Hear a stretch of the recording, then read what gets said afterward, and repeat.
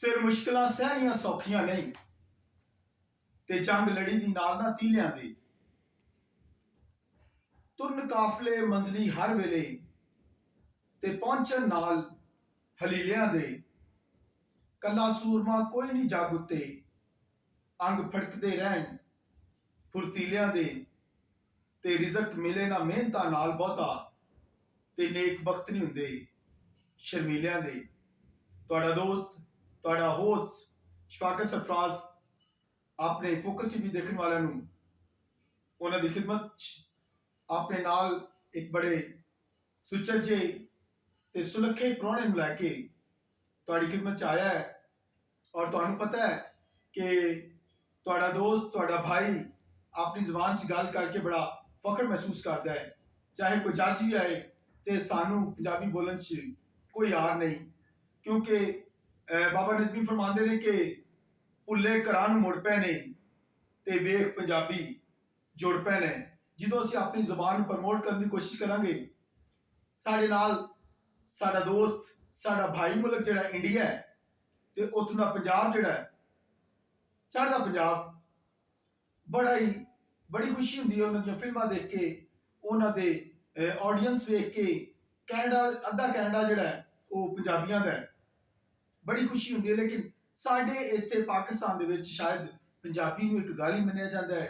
लेकिन अज मेरे नाल बड़े सुचज्जे, बल्कि गुणां दी गुठली तुसीं कह सकदे हो इन्हां नूं, शाहद साइमन सरदार साहब ने, मेरे दोस्त ने। और मैं अक्सर इन्हां नूं वेखना वा, जिस तरह मैं तुहाडे नाल गल कीती कि रिजक मिले ना मेहनतां नाल बहुता, ते नेक बख्त नहीं हुंदे शर्मीलियां दे। मैं इन्हां को पुछना चाहांगा, क्योंकि मैं भी अक्सर इन्हां कोल आना वा, देखना वा, ते मैं इन्होंने कुछ करदे नहीं वेखदा, लेकिन इन्होंने मैं वंडदे ही वेखिया है।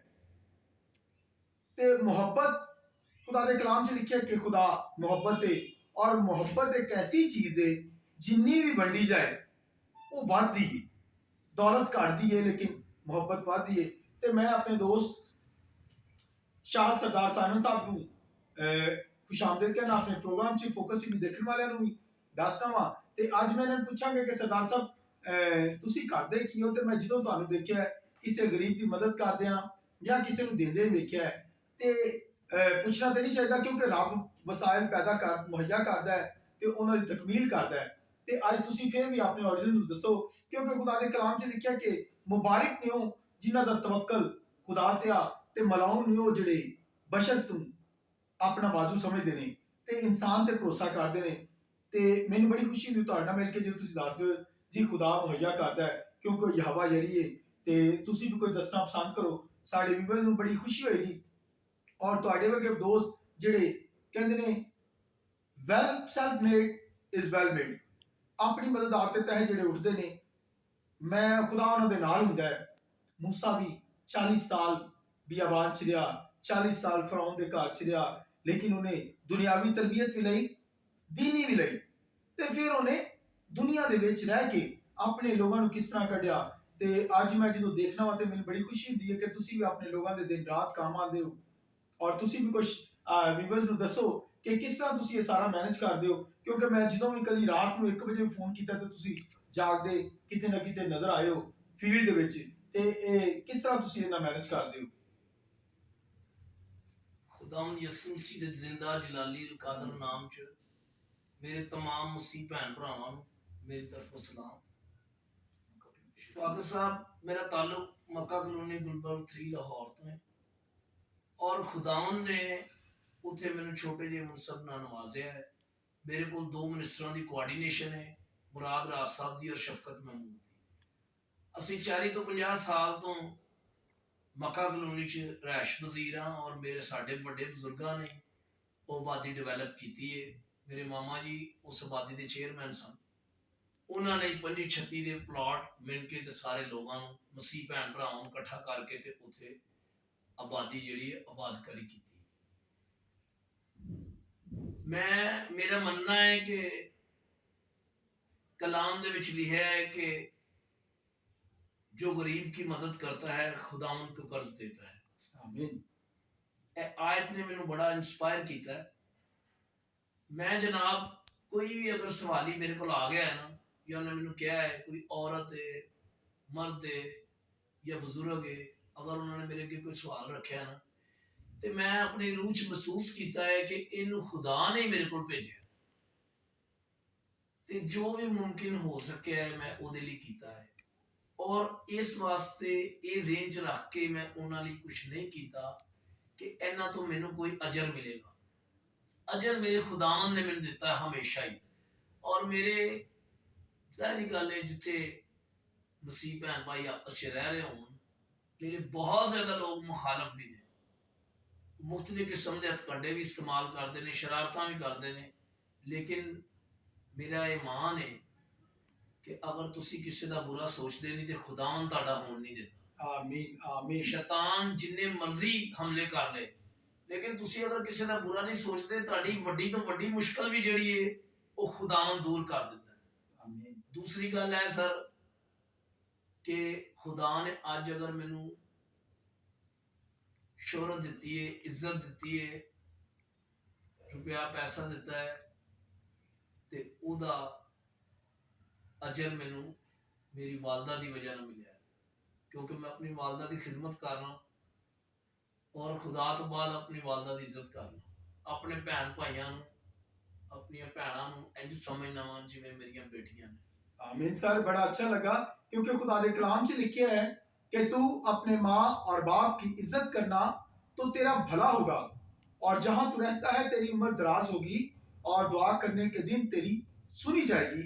सर बहुत खुशी हुई ਤੁਹਾਨੂੰ ਮਿਲ ਕੇ, और ਤੁਸੀਂ ਬੜੀਆਂ ਸੋਹਣੀਆਂ ਗੱਲਾਂ ਕੀਤੀਆਂ ਨੇ ਕਿ खुदा के कलाम 'ਚ ਲਿਖਿਆ है ज़बूर 23 ਦੇ ਵਿੱਚ कि खुदावंद मेरा चौपान है, मुझे कमी ना होगी, वो मुझे हरी हरी चरागाहों में बिठाता है, वो मुझे राहत के चश्मों के पास ले जाता है। ਉਹਦੇ 'ਚ ਵੀ ਲਿਖਿਆ ਕਿ ਉਹ ਮੇਰੇ ਦੁਸ਼ਮਣਾਂ ਕੇ ਰੂਬਰੂ ਮੇਰੇ ਅੱਗੇ ਦਸਤਰਖਾਨ ਵਿਛਾਤਾ ਹੈ।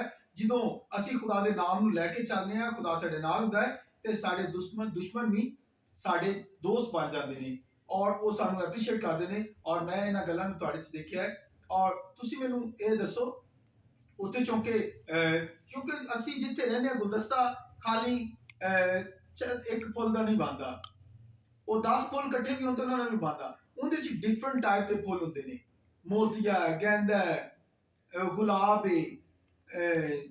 चंबेली, डिफरेंट फुल ने, गुले दाऊदी है, इस तरह करके बुगल बुगिया है, उनके नाल पत्तियां भी लगियां होंदियां, नाल खाली निक्के निक्के तीले भी लगे होंदे ने, वो मिल के गुलदस्ता बनदा। मेरे कहने का मतलब है कि तुसी ना सिर्फ अपनी कम्युनिटी च बल्कि अपने साडे होर भाई ਜਿਹੜੇ ਨਾਲ ਰਹਿੰਦੇ ਨੇ, ਉਹ ਸਾਡੇ ਭਾਈ ਨੇ, ਸਾਡੇ ਕਜ਼ਨਸ, ਅਸੀਂ ਉਹਨਾਂ ਦੇ ਵਿੱਚ ਰਹਿੰਦੇ ਆ ਤੇ ਉਹਨਾਂ ਨਾਲ ਮਿਲ ਕੇ ਮੈਂ ਉਹਨਾਂ 'ਚ ਦੇਖਿਆ ਤੁਹਾਡੀ ਬੜੀ ਇੱਜ਼ਤ ਹੈ ਔਰ ਤੁਹਾਨੂੰ ਬੜਾ ਪਿਆਰ ਕਰਦੇ ਨੇ, ਕਿਉਂਕਿ ਤੁਸੀਂ ਲੋਕਾਂ ਨੂੰ ਪਿਆਰ ਕਰਦੇ ਹੋ। ਤੁਸੀਂ ਇਹਦੇ ਬਾਰੇ ਕੀ ਦੱਸੋਗੇ?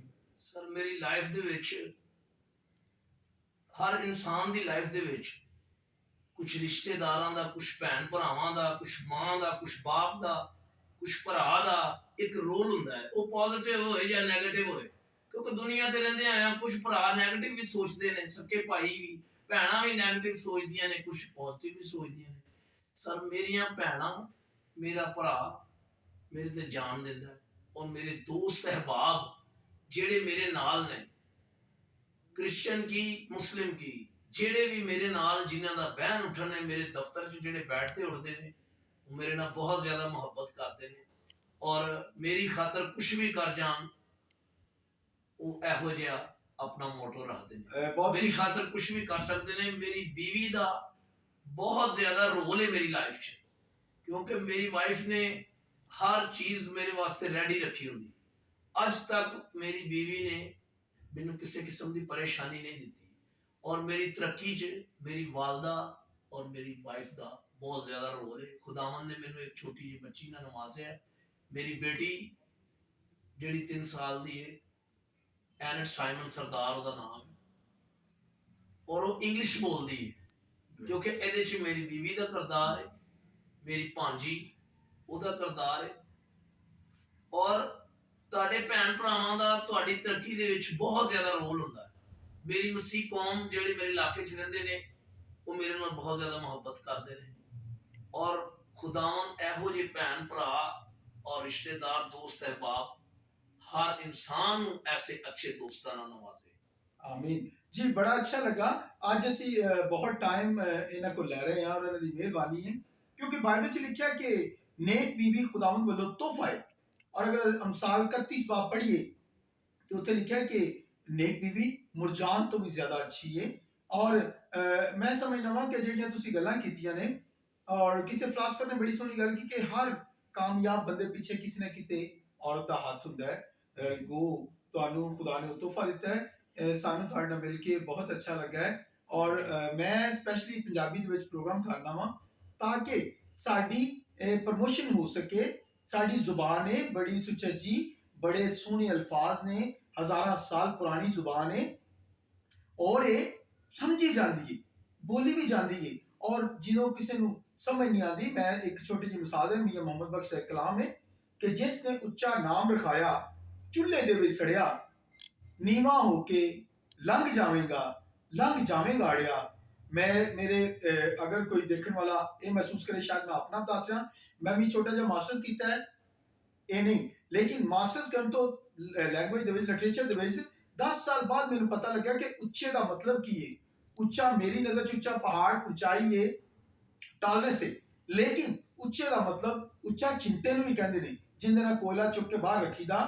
ਤੇ ਮੈਨੂੰ 10 ਸਾਲ ਬਾਅਦ ਇਹਦਾ मतलब ਹੈ ਕਿ ਜ਼ੁਬਾਨਾਂ ਦੀ ਵੁਸਅਤ ਬਹੁਤ ਜ਼ਿਆਦਾ ਹੈ। ਔਰ ਮੈਨੂੰ ਬੜੀ ਖੁਸ਼ੀ ਹੈ ਕਿਉਂਕਿ ਕਿਸੇ ਵੀ ਕੌਮ ਨੇ ਤਰੱਕੀ ਉਦੋਂ ਹੀ ਕੀਤੀ ਜਦੋਂ ਉਹਨਾਂ ਨੇ ਆਪਣੀ ਜ਼ੁਬਾਨ 'ਚ ਪੜ੍ਹਨਾ ਲਿਖਣਾ ਤੇ ਆਪਣੇ ਕੰਮਾਂ ਨੂੰ ਕੀਤਾ ਹੈ। ਮੇਰੇ ਨਾਲ ਦੇ ਮੁਲਕ ਦੇ ਹਮਸਾਏ, ਸਾਡੇ ਹਮਸਾਏ ਮੁਲਕ ਦੇ ਵਿੱਚ ਉਥੋਂ ਦੀ ਦਫ਼ਤਰੀ ਜ਼ੁਬਾਨ ਪੰਜਾਬੀ ਹੈ।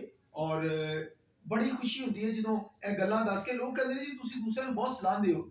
ਜਿਨ੍ਹਾਂ 'ਚ ਕੁਆਲਿਟੀ ਹੋਵੇ, ਬਾਈਬਲ 'ਚ ਲਿਖਿਆ ਕਿ ਜਿਹਨੂੰ ਖੁਦਾ ਇਬਰਾਹਿਮ ਦਾ ਖੁਦਾ ਬਰਕਤ ਦਿੰਦਾ ਹੈ ਤੇ ਮੈਂ ਕੌਣ ਉਹਨਾਂ ਦੀ ਬਰਕਤ ਰੋਕਣ ਵਾਲਾ।